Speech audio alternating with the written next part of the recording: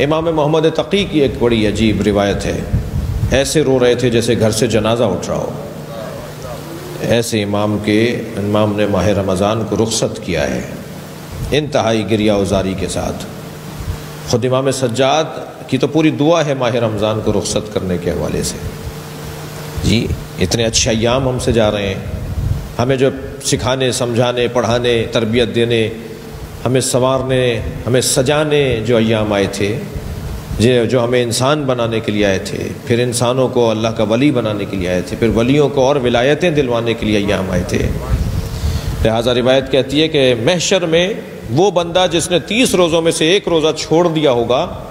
وہ روئے گا کہ میں نے ایک روزہ بھی کیوں چھوڑ دیا، اس لیے کہ یہاں تو ایک ایک روزے والے کو اتنا کچھ دیا جا رہا ہے،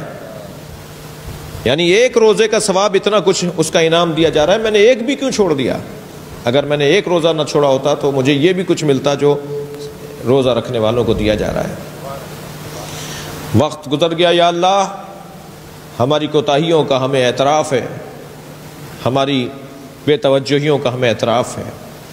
ہم نے اس مہینے کا حق ادا نہیں کیا جیسا ہمارا ہمیں کرنا چاہیے تھا، ہمیں اپنے حساب سے ہی جیسا کرنا چاہیے تھا ہم نے اپنے حساب سے بھی ایسا نہیں کیا۔ قرآن کی تلاوت میں عجلت رہی، دعاؤں کے پڑھنے میں شوق نہیں رہا، روزہ رکھنے میں کھولنے میں ذرا جلدی رہتی تھی کہ کب وقت آئے گا۔ یا اللہ ہمارا تو حوصلہ اتنا ہی تھا جتنا ہم نے ہمارے حوصلہ، ہماری اس کمزوریوں کو، ہماری اس کوتاہی کو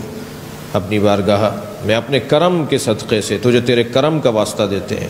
تجھے تیرے رحم کا واسطہ دیتے ہیں، تجھے تیرے رحمانیت کا واسطہ، رحیمیت کا واسطہ دیتے ہیں۔ تو ہماری عبادتوں کو نہ دیکھ بلکہ اپنی بے کراں رحمتوں اور بے کراں کرامتوں کو دیکھ۔ تو ہمارے رشتے سے ہمیں نہ دے، تو اپنے رشتے سے ہمیں عطا فرما۔ ہماری جو کوتاہیاں تھیں انہیں نظر انداز کر دے، انہیں برطرف کر دے، اور بہترین اجر و ثواب ہمیں عطا فرما دے۔ اور جو عید کا دن ہمارے لیے آئے اس دن کو ہمارے لیے، مسلمانوں کے لیے عید قرار دے، نبی اور آل نبی کے چاہنے والوں کے لیے شرف قرار دے، عزت قرار دے، ہمارا وقار بڑھے، ہماری عزت بڑھے۔ مسلمانوں کا جو وقار زبوں حالی کا شکار ہے، جی وہ وقار جو مجروح ہو چکا ہے، یا اللہ یہ عید جو آ رہی ہے ہمارے وقار کو دوبارہ سے پلٹا دے، ہماری آبرو کو دوبارہ سے پلٹا دے، ہماری عزت میں اضافہ فرما دے۔ ہمارے جو مسائل اور مشکلات اور پریشانیاں، ہر شخص اپنے مسائل سے خوب تیری بارگاہ میں مسلسل دعا گو رہا، ہر شخص اپنے مسئلے تجھے بتاتا رہا، یا اللہ ان مسائل، ان مشکلات، ان پریشانیوں کو برطرف فرما دے۔ پروردگارہ ہمیں ہماری زندگیوں میں یہ ماہ مبارک رمضان ہماری زندگی کا آخری ماہ مبارک قرار نہ دے، ہمیں آئندہ بھی روزے رکھنے کا موقع عطا فرما۔ اس دفعہ ہم سے غلطیاں ہو گئیں، کوتاہیاں ہو گئیں، یا اللہ ہم آئندہ نہیں کریں گے، ہمیں ایک دفعہ اور موقع عنایت فرما دے۔ ہمیں یہ تو پتہ ہے کہ جب آنکھیں بند ہوں گی، روح قبض ہو جائے گی، تو ہمیں پھر پلٹنے نہیں دے گا، پھر گنجائش نہیں رہے گی پلٹنے کی، مگر ابھی تو تیرے ہاتھ، ہمارے ہاتھ میں ہے کہ ہم تجھ سے یہ کہہ دیں کہ اپنی اس سنت کے اوپر کہ ہماری عمر کو لمبا کر دے، تاکہ ہم تیری عبادت کا آئندہ لطف لے سکیں، تیری عبادت کو زیادہ بہتر انداز سے کر سکیں۔ قرآن والوں میں اور اہل قرآن میں ہمیں قرار دے،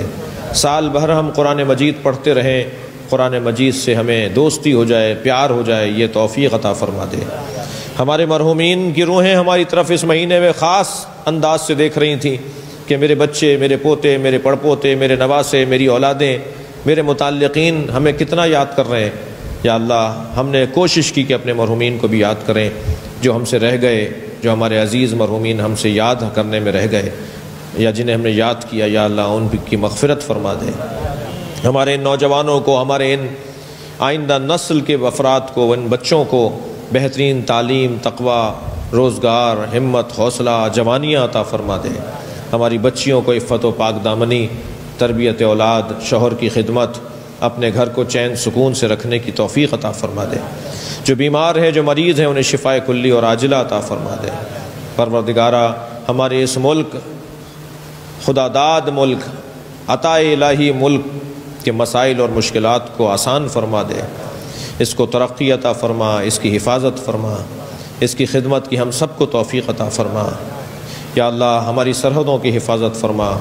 ہماری نظریاتی سرحدوں کی حفاظت فرما، سرزمین نجف، کربلا، سامرہ، کاظمین، مشہد، قم، جتنے مقامات مقدسہ ہیں، خاص طور پہ جناب زینب سلام اللہ علیہ کا مزار اپنے حفظ و امان میں قرار فرمایا اللہ، مکۃ المکرمہ، مدینہ منورہ کی حفاظت فرمایا اللہ، ہمیں اس کی حفاظت کے لیے اپنی کوششوں کو بروئے کار لانے کی توفیق عطا فرما۔ پروردگارہ ہمارے سارے مسائل کا حل ایک ہی دعا میں پوشیدہ ہے، اگر وہ قبول ہو گئی تو ہمارے سارے مسئلے حل ہو جائیں گے۔ یا اللہ امام مہدی کے ظہور میں تعجیل فرما، تعجیل فرما، تعجیل فرما۔